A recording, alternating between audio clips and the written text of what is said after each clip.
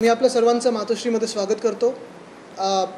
पत्रकार परिषद घेत असताना आपल्याला अनेकदा महत्त्वाचे विषय आपल्या समोर आणि आपल्याच माध्यमातून जनतेच्या समोर आणलेले आहेत। आज देखील खूप विषयांवर चर्चा सुरू असते। आपण पाहतो साधारणपणे वेगवेगळे विषय देशात चर्चेत आहेत, तरी मुंबईमध्ये आणि महाराष्ट्रामध्ये मला वाटतं जर दोन सगळ्यात महत्त्वाचे विषय आज असतील तर मुंबईसाठी पाण्याचा विषय आहे। अर्थात सगळ्या महाराष्ट्रात पण आहे। जर आपण पाहिलं तर छत्रपती संभाजीनगरमध्ये मला वाटतं आता 11 दिवसातून एकदा पाणी वगैरे असं सगळी परिस्थिती आहे।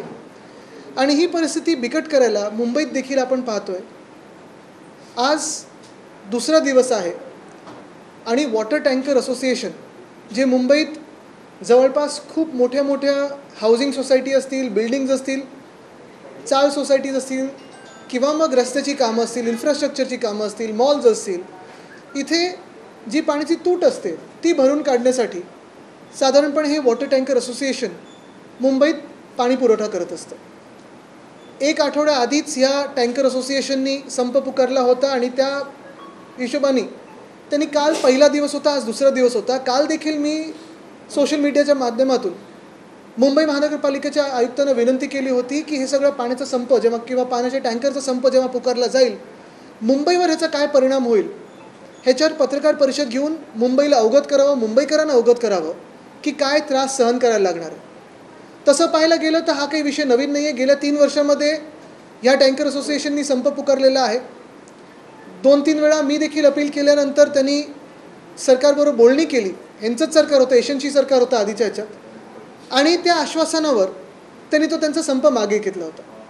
तसं पाहायला गेलं तर त्यांच्या मागण्या काही ठराविकच आहेत, जास्ती काही मागण्या नाही आहेत। आणि ह्या सगळ्या मागण्या जास्त मागण्या आहेत कारण जे काही सेंट्रल ग्राउंड वॉटर अथॉरिटीनी जलशक्ती मंत्रालय जे आहे त्यांनी जे काही कायदे लावलेले आहेत ग्राउंड वॉटर खेचण्यासाठी किंवा जमिनीच्या खालचं पाणी खेचण्यासाठी, ते कायदे मुंबईत लागू होऊ शकत नाहीत किंवा इम्प्रॅक्टिकल आहेत, प्रॅक्टिकल नाही आहेत। अशी काही कायदे त्यांनी सांगितले की मुंबईला त्याच्यातून सूट द्या। 3 वर्ष आपण पाहतोय आश्वासन मिळतं सरकारकडून, पण तो सरकारकडून प्रस्ताव ह्या राज्य सरकारकडून केंद्र सरकारकडे जातो की नाही जात ह्याच्यावर सगळ्यांचा प्रश्न। पण ह्या तांत्रिक बाबीत किंवा ह्या प्रशासकीय गोष्टींमध्ये मी आपल्याला न नेता एवढंच सांगतो की आज जो काही 2 दिवसाचा संप हा यांनी पुकारलेला आहे, किती दिवस चालेल मला माहिती नाही। मी काल पण विनंती केली होती, आज पण मी सरकारकडे एक अपील करत आहे, मुख्यमंत्र्यांकडे एक अपील करत आहे की तातडीने ह्या सगळ्या असोसिएशनला आपण स्वतः भेट द्यावी आणि भेटून त्यांच्या ज्या काही मागण्या असतील त्या केंद्र सरकारसमोर ठेवून तोडगा काढावा। कारण हे किती दिवस संप आम्ही सहन करायचा मुंबईकरांनी, आणि हे पाण्याची तूट जी आहे, तुटवडा जो आहे तो किती दिवस सहन करायचा हा एक मोठा प्रश्न आहे। तसंच जर पाहायला गेलं तर गेल्या 6-7 महिन्यांमध्ये मुंबईत पाण्याचा तर प्रॉब्लेम आहेच। खूप ठिकाणी जी रस्त्याची कामं सर्रास सुरू आहेत त्याच्यात अनेक लाईन डॅमेज झालेले आहेत, गढूळ पाणी घरी येत आहे, काही ठिकाणी दूषित पाणी, गढूळ पाणी ह्याच सोबत पाण्याचा दाब कमी पडत आहे। आणि आज आपण पाहतोय अनेक मुंबईकर मला देखील मेसेज करतात, कदाचित आपल्या बिल्डिंगमध्ये पण तीच परिस्थिती असेल की आता पाणीच नाही राहिलं कारण टँकर असोसिएशननी पाणी देणं बंद केलेलं आहे। ह्याच सोबत दुसरा जो महत्त्वाचा विषय आपल्या राज्यासाठी आहे तो म्हणजे स्टेट ट्रान्सपोर्ट बसेसचा, STचा। काल परवाकडे आपण पाहिलं असेल जी थट्टा आता सुरू झाली सगळीकडे। असं वाटत होतं सरकार यांचं बनेपर्यंत की जबरदस्त पैसा या सरकारने गोळा केलेला आहे। त्यानंतर डॅवॉसची ट्रिप झाली आणि सांगितलं 15 लाख कोटी, 20 लाख कोटी किती पाहिजेत अजून देतो असं काही जमा केले, आणि असं वाटलं की झालं तर मुंबई आणि महाराष्ट्र कितीतरी $1 ट्रिलियन इकॉनॉमी आता उद्या परवाकडेच होईल। पण सत्य परिस्थिती ही आहे की काही महिन्यांपूर्वी BMCच्या कर्मचाऱ्यांचा पगार हा वेळेवर आला नाही। आम्हाला तिथे लढा द्यायला लागला तेव्हा आता वेळेवर यायला सुरू झालेला आहे। पण ST कर्मचाऱ्यांचा पगार फक्त 56% हा त्यांच्या अकाउंटमध्ये डिपॉझिट झाला आहे। आज तुम्ही विचार करा, या सरकारला अजून 6 महिनेही झाले नाही आहेत, अनेक घोषणा त्यांनी केलेल्या आहेत, कॉन्ट्रॅक्टरना त्यांचं देणं लागतं, अजून थकबाकी आहे तिथे। कॉन्ट्रॅक्टर काय, मुंबई महानगरपालिकेकडे पण ह्या राज्य सरकारची जवळपास 16,000 कोटीची थकबाकी आहे। आणि अशी थकबाकी असताना कॉन्ट्रॅक्टरना अजून मोठी कामं दिली जात आहेत, पण स्वतःच्या जे कर्मचारी आहेत, सरकारी कर्मचारी असतील किंवा STचे कर्मचारी असतील, त्यांना पूर्ण पगार देण्यासाठी यांच्याकडे पैसे नाही आहेत। दुर्दैव असं आहे आणि कदाचित ही परिस्थिती तुम्हाला आत्ता नाही तर पुढच्या काही दिवसांमध्ये दिसेल की जी खरोखर आर्थिक परिस्थिती या राज्याची एशनशीनी करून ठेवलेली आहे ती अशी आहे की आज ST कर्मचाऱ्यांना देण्यासाठी पगार नाही आहे, उद्या ही वेळ कुठच्याही अधिकाऱ्यांवर किंवा सरकारी कर्मचाऱ्यांवर येईल। मला आठवतं काही महिन्यांपूर्वी वेतन श्रेणीवर चर्चा झाली, मग केंद्राने 7वं वेतन आयोग जाहीर केलं, त्याच्यानंतर राज्य सरकारने सांगितलं की आम्ही पण आता सगळं करू हे. पण हे सगळं होत असताना जी काही वचनं, मग कर्जमाफीची असतील ते तर पाळलं नाही, लाडकी बहीण असेल ते पाळलं नाही आहे, वेगळ्या योजनांचं असेल ते पाळलं नाही आहे. पण आता योजना सोडा, नवीन काही करण्याचा सोडा, जे वर्षानुवर्ष पगार मिळत आलेला आहे त्याच्यात पण अर्धा पगार मिळालेला आहे, अर्धा पगार मिळालेला नाही आहे. आज सवाल हाच उठतो की जेव्हा महाविकास आघाडीचं सरकार होतं आणि जे लोक ST कर्मचाऱ्यांना उचकून रस्त्यावर आणत होते, आंदोलनासाठी आणत होते, ते आज लोक शांत काय आहेत, गप्प काय आहेत तरी कुठे, ते तर सरकारमध्ये बसलेले आहेत. ते का नाही आज STच्या कर्मचाऱ्यांसाठी उतरत आहेत, हा एक मोठा प्रश्न झाला. आणि उद्या जर अशाच परिस्थितीमुळे STने देखील संप पुकारला तर जे लोक सुट्ट्यांमध्ये गावी जाणारे असतील, ज्या सुट्ट्या प्लॅन असतील लोकांचे आपापल्या गावी, मग कोकणात असेल, कोल्हापूर असेल, मराठवाडा असेल, मुंबईतून अनेक ठिकाणी जात असतील, मग त्यांचं काय परिस्थिती होणार, हा विचार करण्याची आज वेळ आलेली आहे. मी हाच इशारा सरकारला देत आहे की ह्या दोन्ही विषयावर शिवसेना उद्धव बाळासाहेब ठाकरे हा पक्ष उतरणार रस्त्यावर. महत्त्वाची गोष्ट हीच आहे की पुढच्या 48 तासात, कारण आता झालं आहे काय, अनेक गोष्टी ज्या आम्ही सांगण्याचा प्रयत्न करतो आहे, आम्ही म्हणजे नुसतं पक्ष म्हणून नाही तर नागरिक म्हणून. सरकारी कर्मचारी अर्धे सुट्टीवर गेलेत लाँग विकेंड पाहून, मग पाण्याचं उत्तर कोण देणार, STचं उत्तर कोण देणार, सगळी उत्तरं पुढच्या आठवड्यात. मग आता मुंबईकर जो ताणलेला आहे, जर पुढच्या 48 तासात हा प्रश्न सुटला नाही तर आम्ही शिवसेना उद्धव बाळासाहेब ठाकरे पक्ष म्हणून आणि मुंबईकर म्हणून प्रत्येक वॉर्ड ऑफिसवर आम्ही मोर्चा काढल्याशिवाय थांबणार नाही. आणि त्या तिकडच्या स्थानिक वॉर्ड ऑफिसरला विचारणार की ही जबाबदारी महानगरपालिकेची होती, ती जबाबदारी तुम्ही पूर्ण का नाही पार पाडली. कारण मुंबई महानगरपालिकेला पत्र हे असोसिएशनचं, टँकर असोसिएशनचं पत्र मागच्याच आठवड्यात दिलं गेलं होतं. सध्या कोस्टलवर उर्वरित भाग करायचं काम सुरू आहे. त्याच दरम्यान जी मँग्रोवची झाडं कापली जात आहेत त्याची भरपाई म्हणून आता चंद्रपूरमध्ये झाडं, हो, म्हणजे जखम मांडीला मलम शेंडीला असं ते झालंय. बघा, तुम्ही विचार करा, 60,000 झाडं जवळपास कापली जाणार आहेत नॉर्थ कोस्टल रोडसाठी. बरं, हा कोस्टल रोड कुठचा, तर एक्सटेन्शन, म्हणजे ओरिजिनल जो कोस्टल रोड होता दहिसर ते दक्षिण मुंबई असं नव्हतं, हे खेचून पुढे नेत आहेत. त्याच्यात 60,000 कत्तल करण्याची गरज आहे का. म्हणजे कालच मी पेपरमध्ये वाचलं की फडणवीस साहेब बोलत आहेत वातावरणीय बदलमुळे त्यांची झोप उडालेली आहे. एका बाजूला ते बोलतात बरोबर आहे, दुसऱ्या बाजूला बुलेट ट्रेनमध्ये किती झाडं कापणार आहेत. कोस्टल रोड एका रस्त्यासाठी 60,000 झाडं. परत जे 2 हायवे ते प्लॅन करत आहेत, टायगर सँक्च्युरीमधून जाणार आहेत, गारगाई धरणासाठी 5 लाख झाडांची कत्तल करणार आहे. माझं म्हणणं एवढंच आहे की भाजपने एकदा ठरवावं की आम्ही महाराष्ट्राचं वाळवंट करून टाकू, म्हणजे आम्ही तरी आंदोलनं करणार नाही, सांगून टाका आम्ही सगळी झाडं काढून टाकणार आणि एका झटक्यात काढून टाका ना. जी, अरे अपडेट आहे त्याच्याकडे. 2 मिनट पहले ही एक प्रेस रिलीज जारी हुआ ST के तरफ से, ये कहा गया कि 7 तारीख तक, हर महीने में 7 तारीख को ST कर्मचारियों को उनके अकाउंट में पैसे दे दिए जाएंगे. अच्छी बात है, लेकिन आज तारीख क्या है और ये कौन सी तारीख की बात कर रहे हैं, अगले महीने से. यही मेरी बात है. तो यानी सरकार ने भी वाइट पेपर जारी करना चाहिए कि क्या तकलीफ है कि जो 1 तारीख को नहीं कर सकते. ये बहुत सारे लोगों की EMI वगैरह 3 तारीख तक भरने होते हैं. BMC के तो यही हाल थे ना, BMC कर्मचारी भी यही मांग कर रहे थे कि 1 तारीख को पैसे आए, 31 को आए, क्योंकि 3 तारीख तक EMI भरना होता है. अच्छा, अगर मैं टेक्निकल बातों में भी ना जाऊँ तो ये देरी क्यों हो रही है, तकलीफ क्या है, ये तो सरकार बताए, एक वाइट पेपर जारी करे फाइनेंशियल स्टेटस पे. ट्रांसपोर्ट मिनिस्टर कहते हैं कि नहीं फाइनेंस डिपार्टमेंट का काम है, फाइनेंस डिपार्टमेंट कहता है ये हमारा डिपार्टमेंट ही नहीं है. सरकार तो एक है ना, कलेक्टिव रिस्पॉन्सिबिलिटी है. केंद्र सरकारने एक जाहीर केलेलं आहे की पीक विम्याच्या कंपन्या आहेत त्यांना जवळपास 50,000 कोटी रुपयांचा फायदा एकीकडे झाला आहे. दुसरीकडे मात्र शेतकऱ्यांना मात्र पीक विम्याची भरपाई. त्याच्यावर आमचे आमदार कैलाश पाटीलजी देखील वक्तव्य केलेलं आहे. पीक विम्याबद्दल महत्त्वाचा विषय आहेच. आपण पाहताय शेतकऱ्यांचे हाल आता अजून खराब होत चाललेत, शेतकरी आत्महत्या वाढत चालल्यात. पीक विम्याचा फायदा या कंपन्यांना मिळतोय आणि त्या कंपन्या कोणाचा पुढे फायदा करून देतात का, इलेक्ट्रॉल बॉन्ड किंवा फंडिंगमधून, हा एक विचार करण्याची गोष्ट आहे. आणि दुसरं म्हणजे मग ह्या 50,000 कोटीतून शेतकऱ्यांना कर्जमुक्ती का नाही करून देत ह्याच्यातून घेऊन. पण हे सगळे विषय जरी असतील तरी आत्ताचे तातडीचे विषय मी तुम्हाला 2 महाराष्ट्रातले सांगतोय. शेतकऱ्यांचं महत्त्वाचं आहेच. आज आपण पाहतोय अवकाळी पाऊस किती मदत केली आहे, जो बुलढाण्यात झाला, जो जालना परिसरात झाला, जो नाशिकमध्ये झाला, सरकारने मदत केली. म्हणजे एकंदर आपण पाहिलं तर महाराष्ट्र राज्य मारून टाकायचं हीच सरकारची भूमिका. एका बाजूला शेतकरी आत्महत्या करत चाललेले आहेत, कर्जमुक्ती नाहीच, अवकाळी पाऊस झाला मदत नाहीच, त्याच बाजूला ST संपून टाकायची, त्याच बाजूला BST संपून टाकायची. मुंबई असेल, अनेक शहरांमध्ये पाणी टंचाई, जिथे पाणी टंचाईमध्ये टँकर असोसिएशन पाणी देते त्यांची पण गळचेपी करून टाकायची. मग नक्की या राज्याने काय पाप केलं आहे की भाजपचं आमच्याकडे अशा दृष्टिकोनाकडून एक वेगळं सजा मिळते महाराष्ट्राला? काय पाप केलं या महाराष्ट्राने? माणिकराव कोकाटे यांनी असं आज म्हटलंय की कांदा एकदा भाव मिळाला की शेतकरी तेच लावत सुटतात आणि कुठेतरी शेतकऱ्यांच्या पिकाचा आणि शेतकऱ्यांचा नाही, कृषी मंत्र्यांनी मध्ये पण एक वक्तव्य केलं होतं की शेतकऱ्यांची कर्जमुक्ती मिळते, त्याच्यातून पैशाचा कशाला वापर केला जातो? लग्न, बाकीचे समारंभ. मला तुम्ही सांगा, जे कृषी मंत्री स्वतः ज्यांचं कन्व्हिक्शन झालं होतं ते कशावर झालं होतं? सरकारी पैशाचा गैरवापर करण्यासाठी, म्हणजे स्वतःचं ठेवायचं लपून आणि दुसऱ्याचं बघायचं वाकून, असं झालं ते. तुम्ही बघा कशासाठी हो, म्हणजे स्वतःचं कन्व्हिक्शन त्याच्यावर झालं आहे, कोर्टाने त्याच्यावर निकाल दिलेला आहे.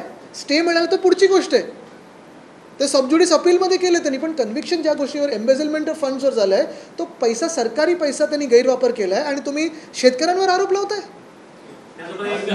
मी तर मुख्यमंत्र्यांना विनंती करेन की अशा लोकांना एक मिनिटं सुद्धा स्वतःच्या कॅबिनेटमध्ये ठेवायला नाही पाहिजे.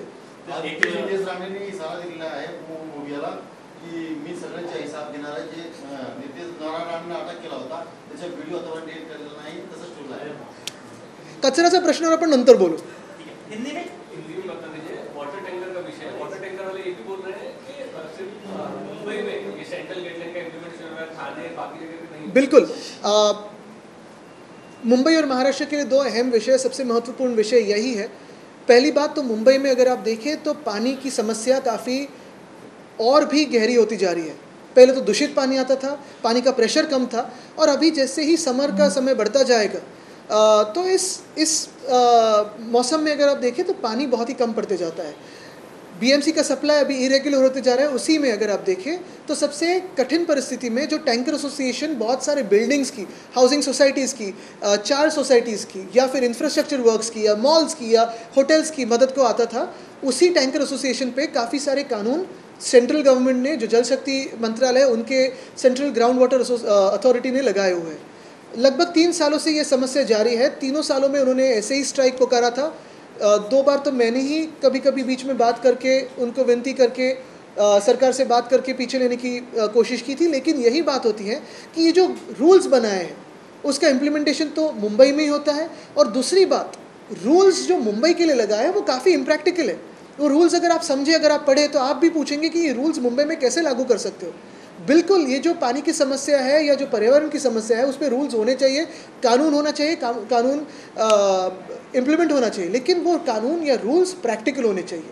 यही बात है, और यही मैं सरकार से विनती करूंगा, सीएम साहब से विनती करूंगा कि आज उनसे मुलाकात करें और जो पिछले 2 सालों में सिर्फ बातें करते आए उस बातों पे अमल हो. उस बातों की अगर आप देखें तो उस पर कोई प्रस्ताव केंद्र सरकार की तरफ जाए कि ये रूल्स जो है ये इम्प्रैक्टिकल है, थोड़ा अमेंड किया जाए, मुंबई के लिए सुधारित कोई अगर रूल्स आते हैं तो अच्छा होगा. और आज अगर ये मामला अगले 48 आवर्स में अगर इसका कोई हल नहीं निकला अगले 48 आवर्स में, तो हम शिवसेना उद्धव बाळासाहेब ठाकरे पार्टी हर एक वॉर्ड ऑफिस पे मोर्चा निकालेंगे. आपण बघतोय गेल्या अनेक वर्षांपासून मुंबईच्या राणीच्या बागेमध्ये अनेक प्राणी एक घेतो, मग मी परत तुमचा प्रश्न होतो, पण तुमचा राणीचा बागेचा नंतर घेऊया. सॉरी.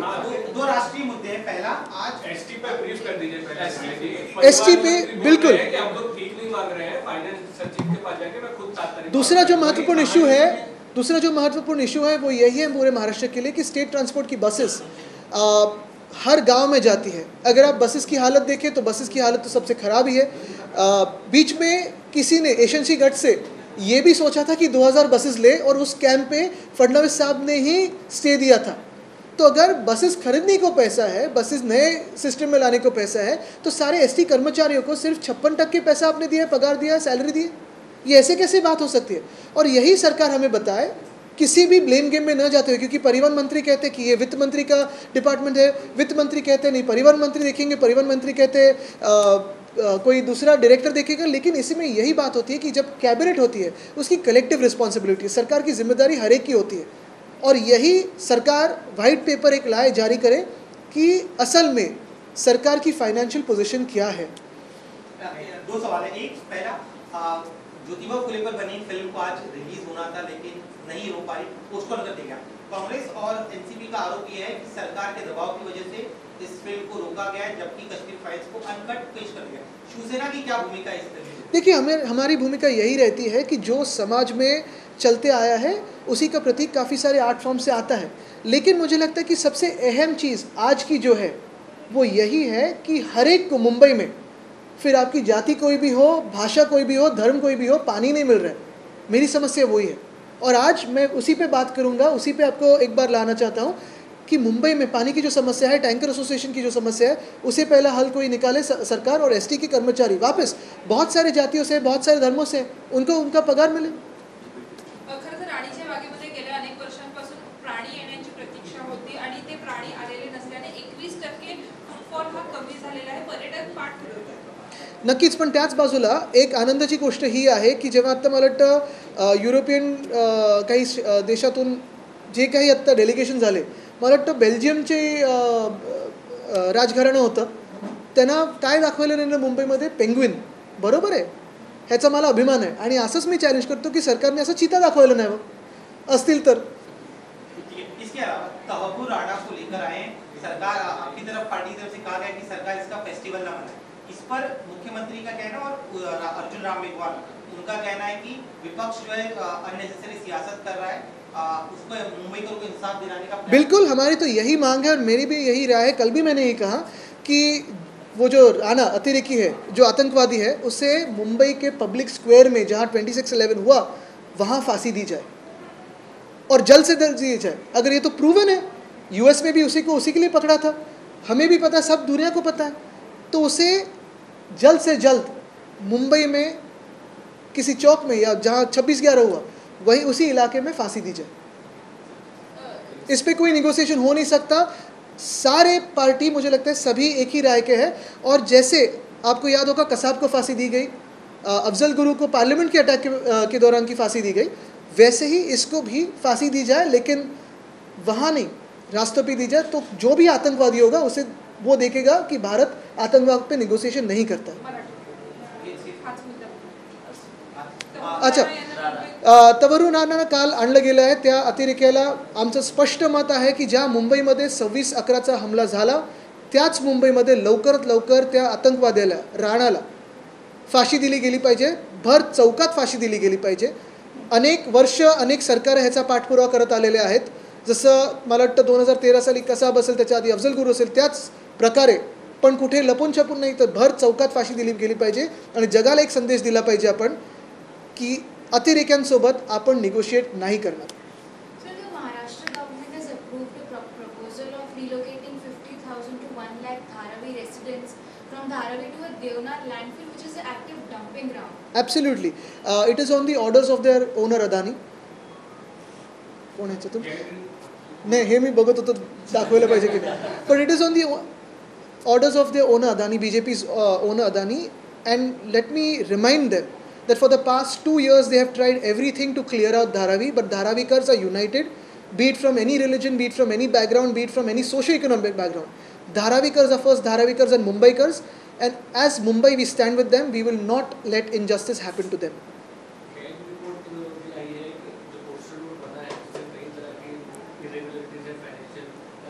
कोस्टल रोड, पहले बात करूँ तो ये हमारा सपना था जिसे हमने शुरू भी किया, और अगर हमारी सरकार होती तो पूरा का पूरा कोस्टल रोड, ऐसे अंशतः नहीं, पूरा का पूरा कोस्टल रोड 2023 के दिसंबर तक बिना किसी डिले और बिना किसी एस्केलेशन से हम पूरा करते थे। दुर्भाग्यपूर्ण बात यही है कि आज अगर आप देखें तो कोस्टल रोड पूरा तो हुआ नहीं है, लेकिन उस कोस्टल रोड में सरफेस क्वालिटी क्या है, टनल की क्वालिटी क्या है, अगर आप देखें तो पेंटिंग में पैचवर्क्स दिख रहे हैं, सरफेस क्वालिटी भी ऊपर नीचे है। यही तो एशेंसी का जादू है, जहाँ जहाँ उन्होंने हाथ लगाया है काम डिले हो गया है, कॉन्ट्रैक्टर बदला है और एस्केलेशन हुआ है। लेकिन मैं आज फिर आपकी एक बार जो सारे लोगों की कंसंट्रेशन है वो एक ही बात पे लाना चाहता हूँ, वो यही है कि मुंबई की पानी की समस्या और एसटी कर्मचारियों की जो सैलरी की समस्या है, यही समस्या पूरे राज्य में हर एक सरकारी कर्मचारी के साथ हो सकती है और हर एक नागरिक के साथ पानी की समस्या हो सकती है। आदित्य अमित शाह मुंबई दौऱ्यावर येत आहे आणि तत्काळच्या घरी जेवण देणार आहे, करू दे, चालेल, थँक्यू।